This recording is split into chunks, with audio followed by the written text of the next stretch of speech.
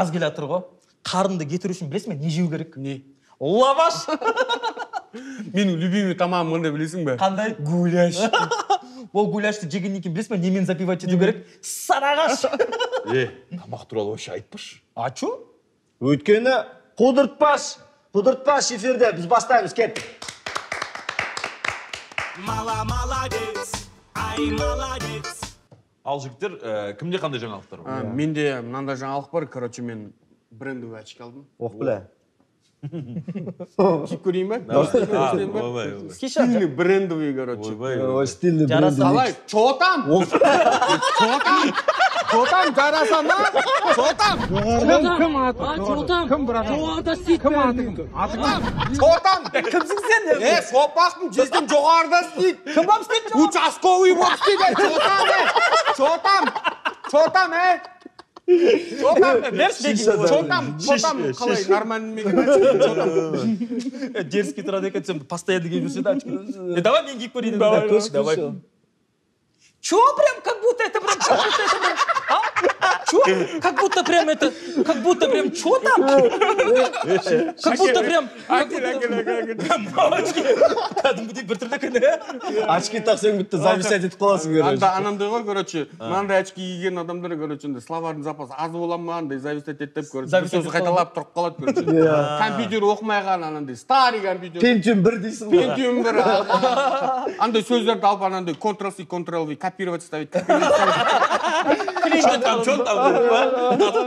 Мәки көресің ба? Жауы жынды ма? Енді мен киіп көрейін ба, ладно, көрейін ау. Бүт қатқа қалсын дейсің, ona жерде әукен деген пакет бар, базардың ортасында тұрсын дейсің. Көзін құртайшы, но не бір наркоманский бәлі ма қайналып бұд? Очкидің көзін құртайықшы дейші. Тағы да бағдарламамыз зависать етіп қалып жүрсе Видно, көремай қалып дейсің ғой. Чо там бол? Бля, пизду. Алпсақшы ма? бағдарламамыз. Короче. Молодец, ай молодец. Чё там, Рамис, не жаңалық бар? Мынандай нифиговый жаңалық бар. Қойш қандай? Айтамайым, короче. Айта салайын ба? Айтайын ба? Мынандай нифиговый жаңалық бар. Сына Жириновского избили в аэропорту Москвы, дейді. Базар жоқ. Мау, бүгінгі күннің ең үздік жаңалығы болды мынау.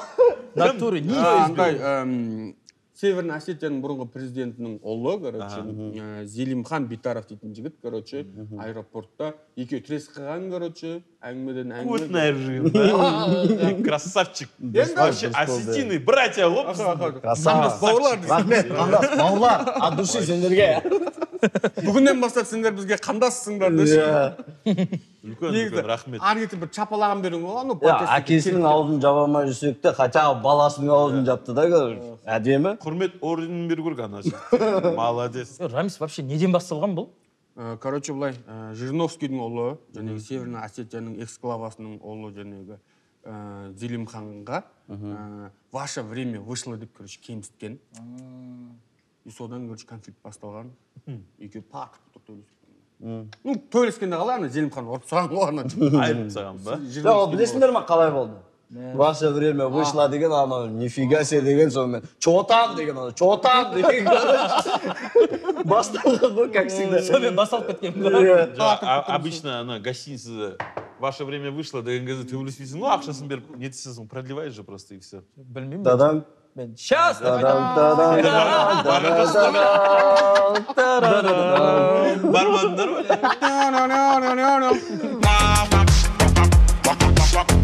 Рамис, тағы қандай жаңалықтар бар? Мынандай жаңалық. Аналитики сообщили, что в Казахстане уровень безработицы один из самых низких в мире. Жалпы айтқан кезде Қазақстанда жұмыссыздық жоқ. Че? Не ертеге айтып, мен саған нормально жаңалық етсеш деп отырмын ғой? Соны айтам. Мүсіндерге реально жаңалық қой, мен бұны кәдімгідей. Реально жаңалық бар. Ресми жаңалық ба? Ресми жаңалық, Мен саған ондай жаңалықтарды қазір миллион жаудырам ғой саған. Ал, давай ал. Қараңдар, мысалға, қазақтар Қазақстанда 100% чисто на казахском языке общаются. Точно ма? Отвечаю в натуре, братан, я тебе клянусь говорю. Олай болатын болса, қазақтар әлемдегі ең андай Қандай? анандай, короче, анандай Қандай? жалқау емес халық, короче. Пожалуйста. Шетелдің бай қазақтары шетелден қашып Қазақстанға келеді екен. Қазақтар, короче, ешқашанда опаздывать етпейді, короче. Пунктуальный. Бірінші орында қазақтар, сосын барып немістер, короче. Олар еще бар ғой, Қазақтар бар ғой, мына Қазақстанда бар ғой, кім көтеріледі? Мысалы, бір адам көтеріледі ғой, жоқтан көтеріледі ғой, соның бәрі жабылып до конца көтеріп жүреді екен. Вообще көреалмаушылық жоқ. Көреалмаушылық деген аттың вообще жоқ бізде деген. Не деген күшті жаңалықтар мынау. Қазақтар дейтін әлемдегі ең анандай пысық халық, короче, барлығын қазақтар ойлап шығарған. Қош, бәрін істейді. НАТО пошло, онда бар ғой. Қазақтардың ішінде ең пысық кімдер білесіңдер ма? Кімдер? Қытайлар. НАТО пошло, анау Apple'дың артындағы алманың суреті білесіңдер ме? Қандай алма? Алматының апортының алмасы. Соңғы апортының алмасы. Соңғы апортының алмасы. До того соңғы қимай бір тістеп қоя салады. Өзінің долясын тістеп алып қойған. Марсқа, айға ең бірінші барған білесіңдер ме кім? Қазақтар ғой негізі. Қойш. Негізі қазақтар барған. Кім деген қазақтар барып ол жаққа? Ой. Қазақ Илон Маск шын атқанда білесіңдер ма? Ибадулла Маратұлы. Чапырашты деш. масқара руынан шыққандай. Действительно, негізі осындай болайық негізі. Жалпы я күшті жаңалық. Жоқ, бұл жаңалық негізі енді ресми жаңалықтар деп отыр ғой. Қазақстанда жұмысшылар жоқ деп отыр. Шынымен де жұмыссыз адамдар жоқ қой бізде Қазақстанда. Қашан қарасаң, любой адам құр жатқан адам ғой, не істеп жүрсің? Сол жұмыстармен жүрмін. Аналитиктер жазған ғой енді, кәдімгідей құрдан құр көрген адамнан сұрай салмайды ғой, кәдімгідей аналитиктер, которые отвечают за статистику, статистика жүрген адамдар. Соларға айтқан ғой, келіп, осыны өстіп жазыңдар, Қазақстанда жұмыссыздық жоқ деп, әйтпесе жұмыссыз қаласыңдар деген. Молодец, ай, молодец. Курс доллара резко снизился. Сонда осы уақытта дейін сонда қаншаға снизился? Курс доллара резко снизился.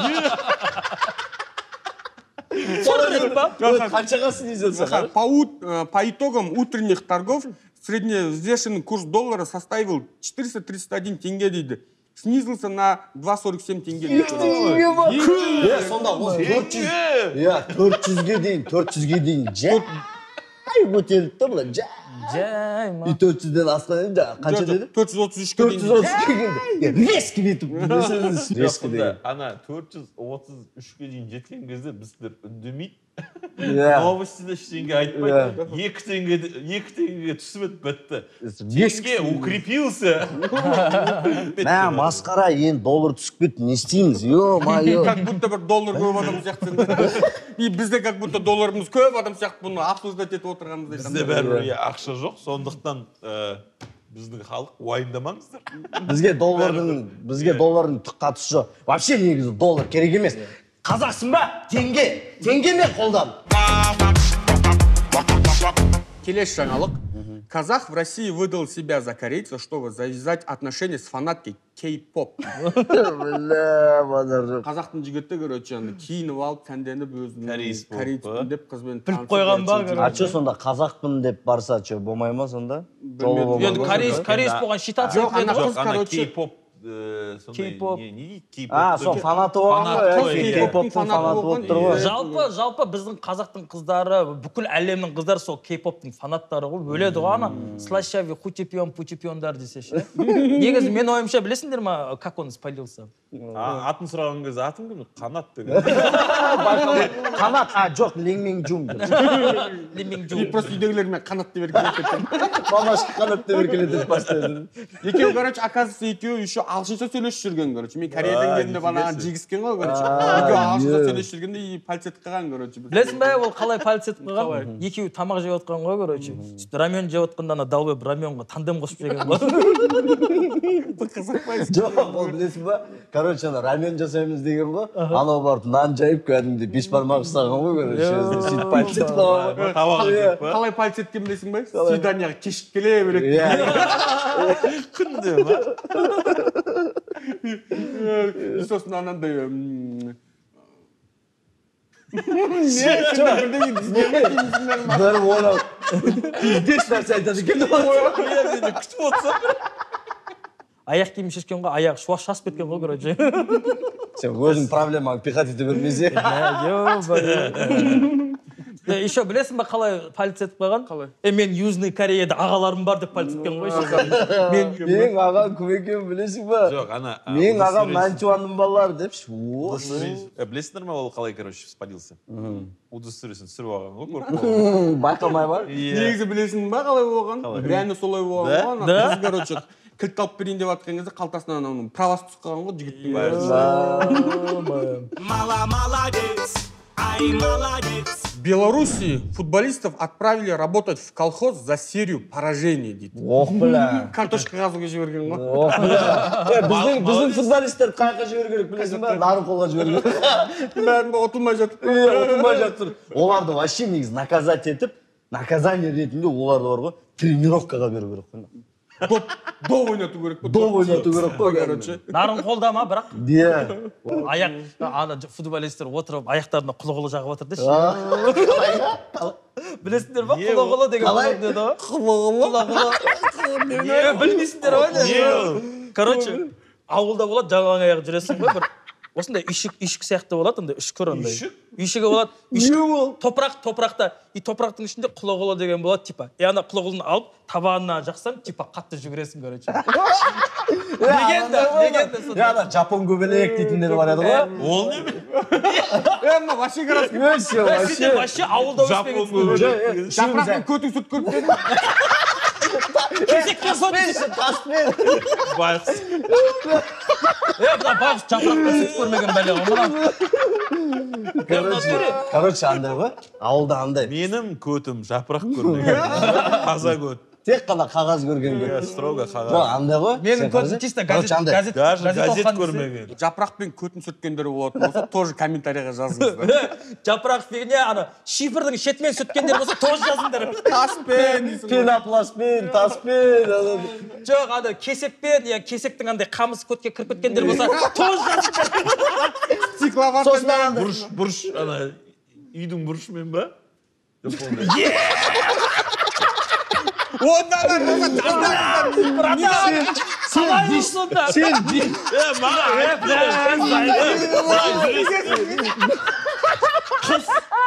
Қыз жапырақ жоқ, қамыс жоқ.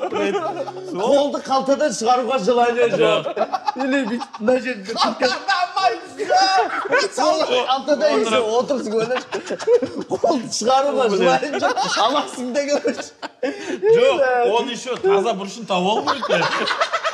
Мен айтайыншы, в натуре сондай құлы-құлы деген легенда бойынша қатты жүгіресіз емес, енді есіме түсті. Бойың өсет деген ғой. Мен, короче... Сен енді түсіндің ғой? Легенда өтіргенген енді түсіндің ба? Ладно, көбелек, короче. Көбелекті алады да, короче, аяғына жағады, мен болды, все, пиздес жүгірем дейді ғой, короче. Жоқ, бойым өсет деп ойлағам ғой енді. Нет, вообще деймін да, енді сондай суеверие бар. Сол біздің футболисттер сондай суевериемен ғана өмір сүреді. Тренировка жасамайды, аяғына не?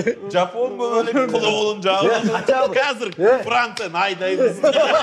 Оларға ше, хотя бы сөйтіп ойнап көру керек қой. На самом деле бар ғой, олар сол құлы-құлын жаққан кезде пиздес жүгіретін еді. Сен бар ғой, құлы-құлын аяғыңа жақпағансың ғой. Енді. Сен басқа жерге жаққансың ғой. Мен, короче, жігіттер түсіндім, короче, мынау Белоруссияда футболисттер колхозға не үшін апарып білесіңдер ме? Сол құлы-құлын іздетуге. Достар, натуре құлы-құлын кім біледі, комментарийға жазыңыздаршы. Бар ғой ондай, бар еді ғой. Жапон көбелек. Құлы-құлы деген білесің ба, не? Ол, короче, таңғы сағат 5-те үйге мас болып көресің де, подъездің алдына. Ол қалада, Сонда қалдыңдар организмдер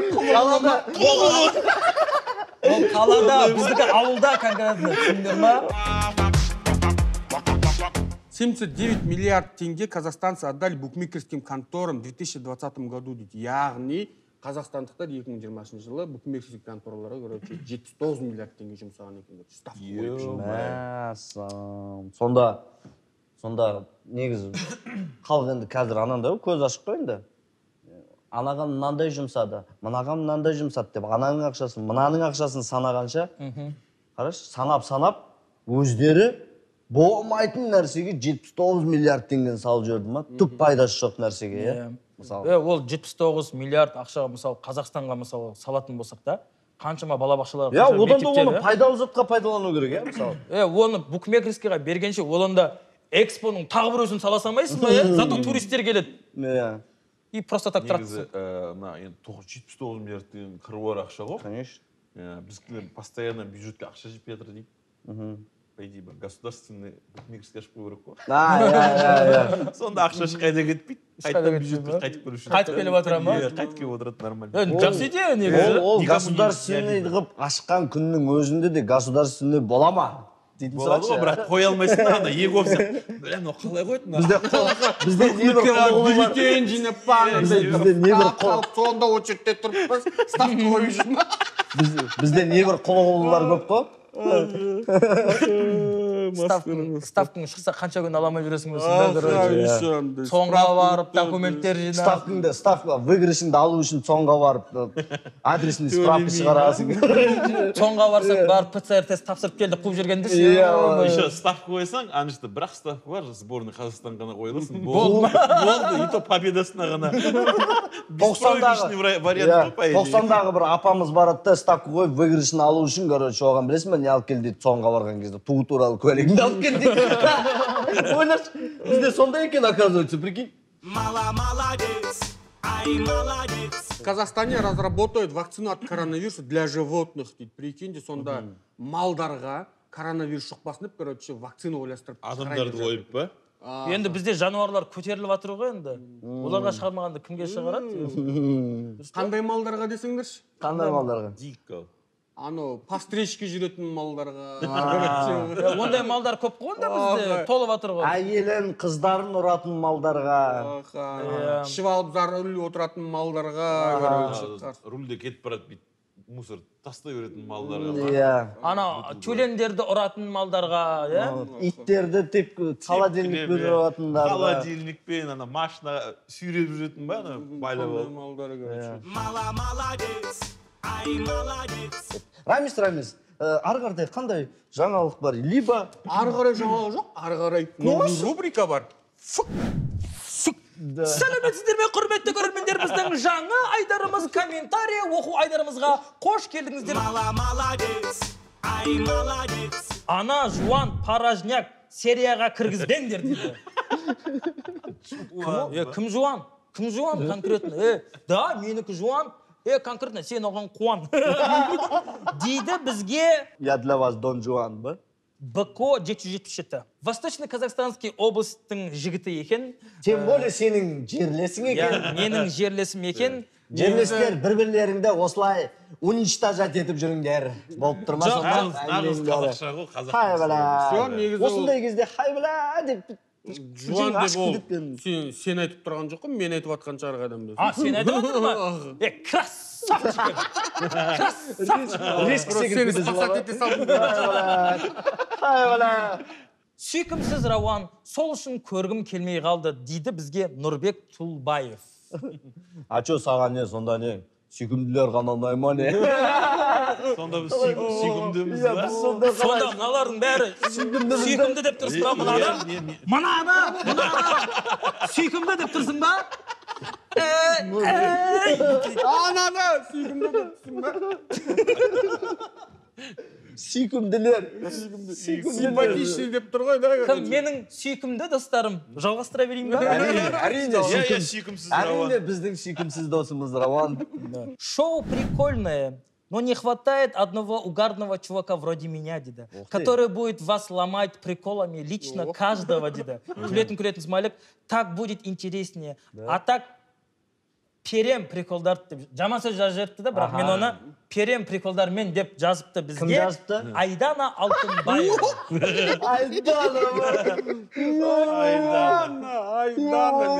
Айдай жегенсің сен базарда. Сен действительно шақырайық, келсін конкретно, давайте. Мына жерге отырғызып Иә, қояйық осы десе. келетін болса, Кел, смело, келесі кел. программаға шақырайық, көрейік, да?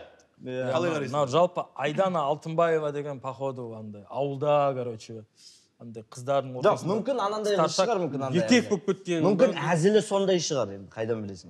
Әзілдеп тұр ғой енді, бізге әзілдеп тұр. Иә, мүмкін кішкентай қыз деп. Мүмкін кішкентай қыз, оны білмейміз ғой. Просто бүйтіп- Или анандай ғой, анандай. Қазір көбісі сөйтіп істейді ғой, анандай.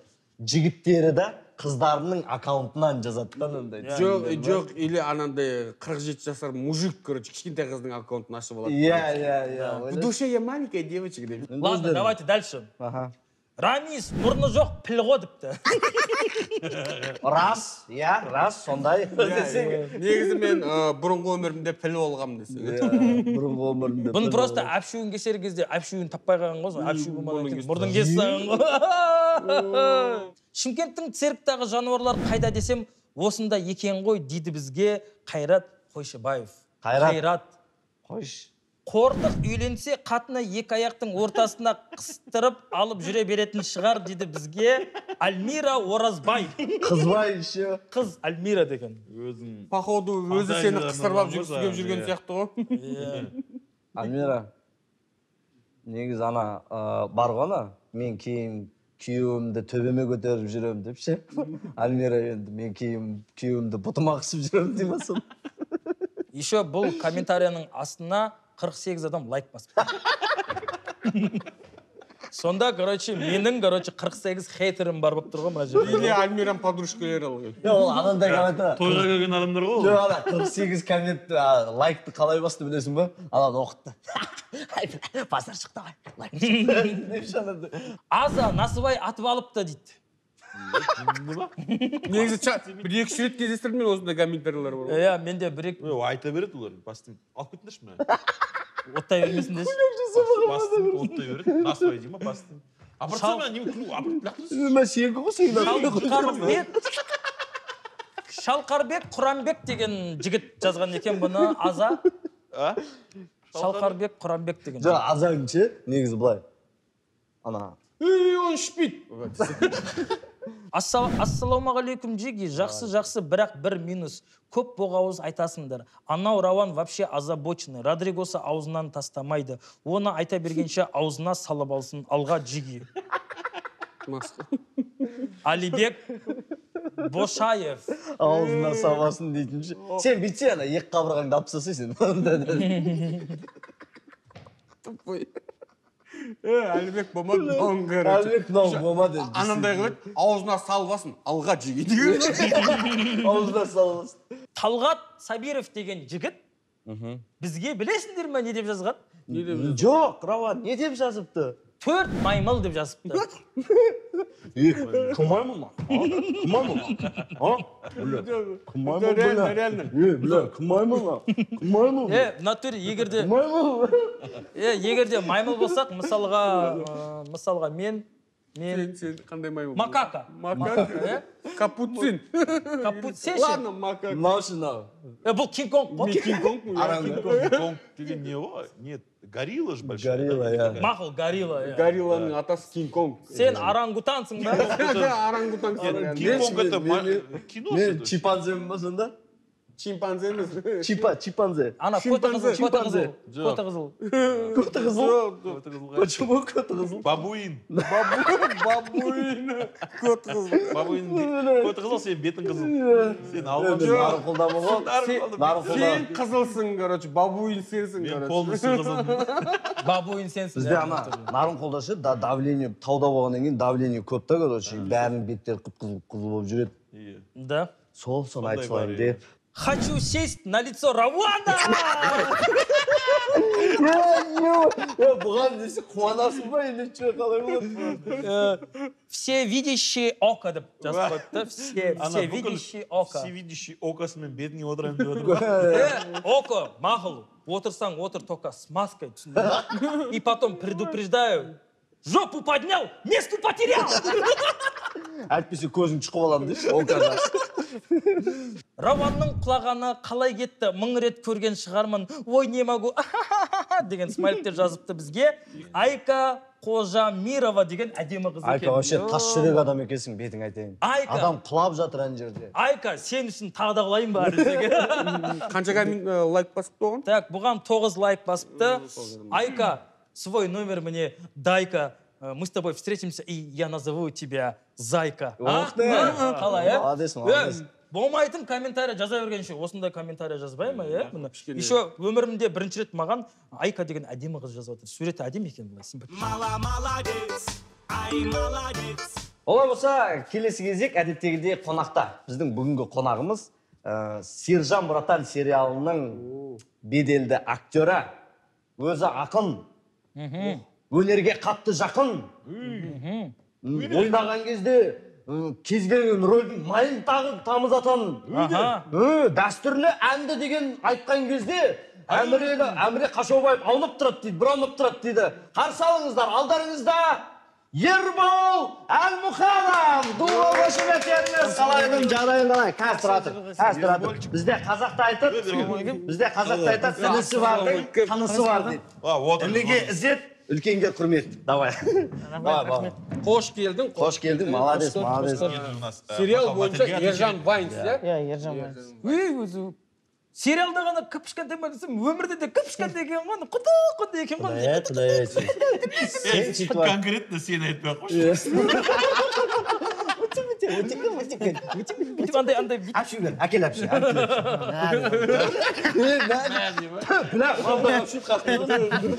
Сен неше жастасың? 21-де. Молодец. кіп-кішкентай деп сол әжептері 21 жастағы үлкен жігіт екен ғой. Часыма паразам? Чо, паразан бар ма? Тиіссе тұрмаймын, конкретно қарап тұрмаймын. Иә, дәстүрлі әнші деген, сен қайда, Ахмет Жұбановты оқыдың ба? Жоқ, Рудныйда музыканы көрді. Музыканы. Сендерде дәстүрлі әнші дегенде, сендерде өте қатал ғой негізі, тәртіп деген өте қатты. Сондай қатал жерден бірден мынандай ашық алаңға деп айтайықшы, ашық алаңға келгенің өзіңе қалай әсер етті? Әсер еткенде оған дейін де КВН-де ойнап жүрдім ғой. Мен жалпы мұғалімдерім білетін тұғынды, что мен дәстүрлі әнді былай негізінде бір образование алып шығу үшін оққам. Жүргенке. О үшін оқымадың ғой, көріңіз. Тип қашып, в общем, КВН-де жүріп андамда деген. Бізде әйтпесе домбыра бар. Истинный КВНщик болды. Иә, бізде әйтпесе әне қара, домбыра, анандай домбыра бар. И рамиштерге арналған домбыра бар. Пожалуйста, қайсысын алып өлең айтам десең, беймарал. Бізде равандардың и рамистердің домбырасы десе. Иә, равандардың и рамиштердің домбырасы бар, иә. Сержан Братан сериалында енді Боғауызға, ол жерде де Боғауыз жасырылмайды, айтылады, шынымен шынайы айтылады. Көп қолдандың ба Боғауызды? Боғауызды 4-ші серияда көп қолдандық, анда Наим Про кетті көбісі. Потому что анда, андай, нені суп білем оны. Суптың ішіне не қосады ол? Иә. Дәрі қосады. Анда, короче, адам. Сол күлкілі серия болды. Қозып кетеді, короче, дик болып кетеді да, дикийдің рөлін сомдаушы керек. Сонда типа андай қоздырушы дәрі ма? Иә, типа. Оны негізі әкесіне қойып береді. Бірақ өзі бұл шығып қояды да, и стрелкаға барады. И бомждардың мен стрелкаға барады. Сол кезде, короче, дух жинаған, сондай боғау көрсетіп аласың ба? Қазір ма? Бір сахна көрсетші. Это вообще ржачная сцена. Смешно, да. Покажи, можешь? Бомжина! На, сука! Давай, любой паразан, сука! Короче, біздің бағана коммент жазған адамдарға, давай. Бомжина! Сука, на! Любой паразан, купирна, понял? Сержан Братаннан кейін прямой қайратқа қалу керек қой. Саған сен прямой қайратқа путевка алып жатсың ғой мына жерде. Прикинь, қайратта мен брачкам рөлін ойнаса екеуміз. Сен егізің ба? Маленький, даудаленький. Молодец. Сен актерлік шеберлігіңе мінеке. Тамаша, молодец. Я құдайым келесі бағдарламаға томпақ біреуге емес екен. Біреуге емес екен. Екінші сезонда случайно бір томпақ біреу кірейін деп жатқан жоқ па, білмейсің ба? Жоқ. жоқ негізінде ондай андай конкурент дейтін не емес қой, потому что әр адамның өзінің бір ерекшелігі болады, қылығы болады. Мысалы рауан ағамыздың өзінің бір басқа өзінің ерекшеліктері бар да, мысалы олар өзінің фанаттары бар деген сияқты ғой. Көрдіңдер ма? Конкурент дейтін Сізге сомнение жоқ қой, братан. Негізі көшеде көбісі келіп айтатын шығар, сколько тебе лет, сколько тебе лет? Да, бәрі айтады, 16-та примерно сондай деп ойлайды. Сен бар ғой, соны пайдалансайшы, наоборот. Қыздарға пайдалансайшы. мынандай миленький әлі Миленький деп. еріндерім кешеден басқа шыға жүруге тимеген алдап Болт ораза Мен холодильникте сақталғанмын деп бұра бересің. деп қойсайшы. бұйырса Мен жалпа, вас не видно. Зато охуительно. итілна. Слышно, слышно. Изумительно. Изумительно. Поразительно. Да. Негізі екінші сезон болады дей ма? Екінші сезон бұйырса, если бірінші сезон былай трендқа шығып жатса болады деген. Трендтасыңдар ғой сендер итакта. Онда болады шығар бұйырса. Қандай скромный, қандай қарапайым. Көбісі бізге жазады комментарий. Сериалға түскісі келеді. Сен, допустим, бұл сериалға қалай түстің? Қалай келдің? Кастинг арқылы келдің бе или таныс арқылы ма? Или через постель? Басында бір... Походу через постель. Жоқ, басында кастинг директор КВН-дан былай вайн түсіріп жүргендерімді көрді. Примерно көзіне бүйтіп фото түсіріп алды да, примерно сахарам деп жүрді да. Кастинг директор еркек пе, әйел ма? Еркек.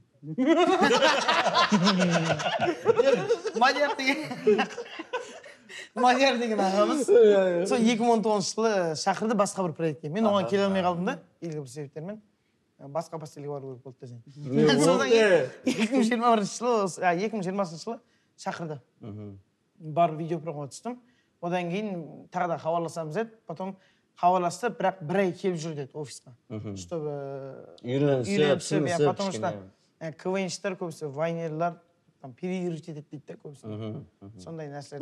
Баланс ұстау үшін сондай. Сержан братан съемочный площадкасында болған бір қызықты бір оқиғаларың болса, соны есіңде қалған. Өйткені сен бірінші жобаң ғой. Бірінші жобаң всегда есте қалу керек. Қандай есте қаларлық жағдай Ол болды? жерде көп болды, бірақ соның біреуін айтып жүр.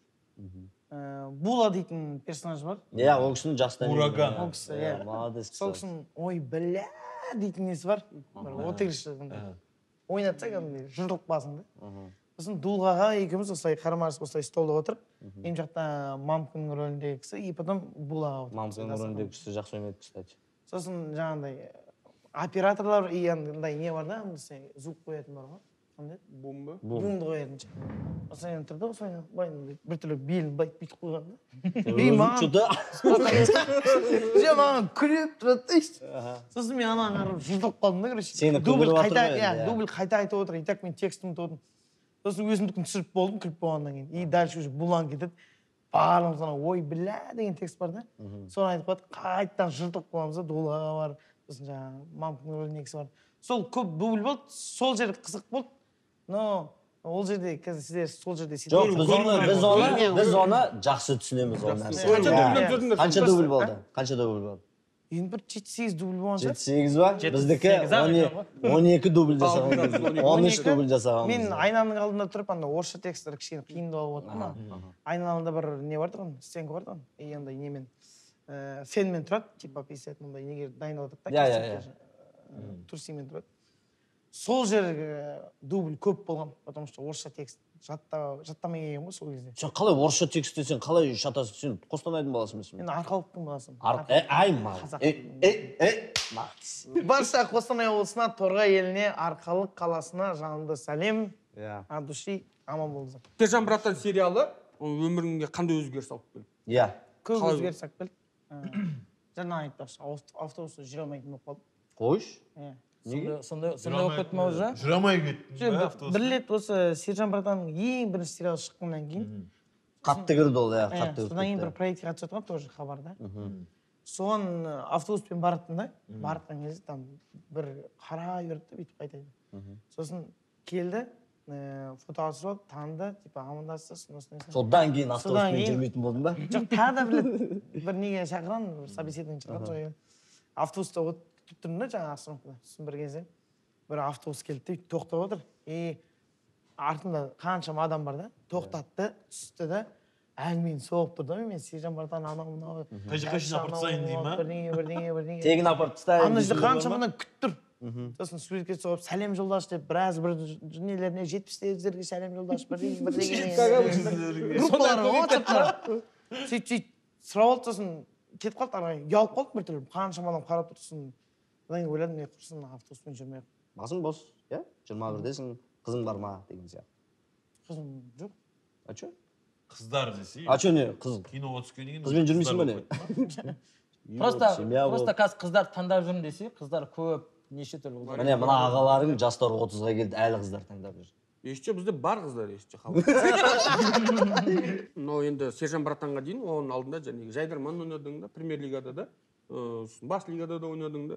Енді Сержан братаннан кейін ары қарай КВН карьерасын жалғастыру ой бар ма, ойнайсың ба, командаң не аласың деген. Ой бар, ойнағым келеді, жалпы арманым бар.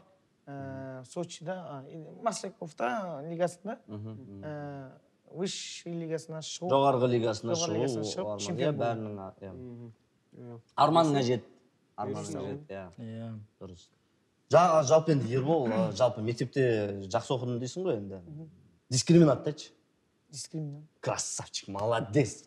Вот көрініп тұр, оқыған бала. Менделеев таблицасы. Менделеев. Ау? Менделеев. Красавчик, мен оқыған балам. Бәрі біледі екен ғой. Молодец, жұлдыз десе, жұлдыз. Ньютонның екінші заңы. Ньютонның екінші заңы. Е-майы! Бірінші заңын айтшы. Бірінші заңы. Е-майы! Молодец, мұны жанып тұрған жұлдыз, Бәрін біледі. Хит болып жатыр қазір. Автобуспен жүрмейсің ғой, Ну, автобуспен жүрмейсің. оңайыңды бере салшы десең. Иә, біздің оңай бітіп қалды. Бізді мысалы кейбір кезде такси ұстағанда біз мысалы тегін апарып тастайды мысалы. Тегін апарғандар бар ма? Болды ма? Негізі жақсы, иә. Конечно, сен, пожалуйста, апарсаңшы.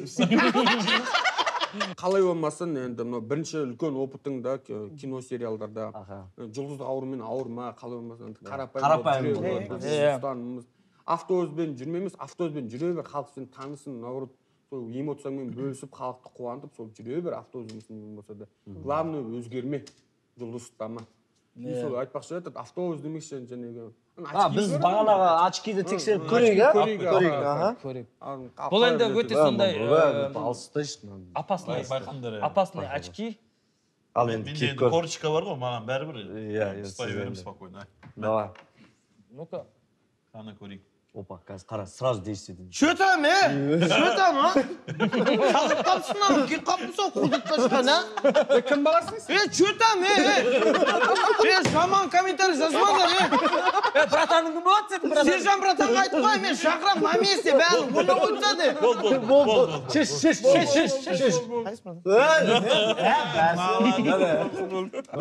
Ең бастысы осында. Ең бастысы осындай очки тақпай жүр, жарай ма? Шынайы бетіңмен жүрген дұрыс болады. Молодец, ай молодец. Олай болса, бізде бүгін қонақта болған Ербол Әлмұхан, дуғыл қошеметтеріңіз. Біз сіздермен қоштаспаймыз. Келесі кездескенше дейміз. Саламатта болыңыздар. Красавчик, молодец.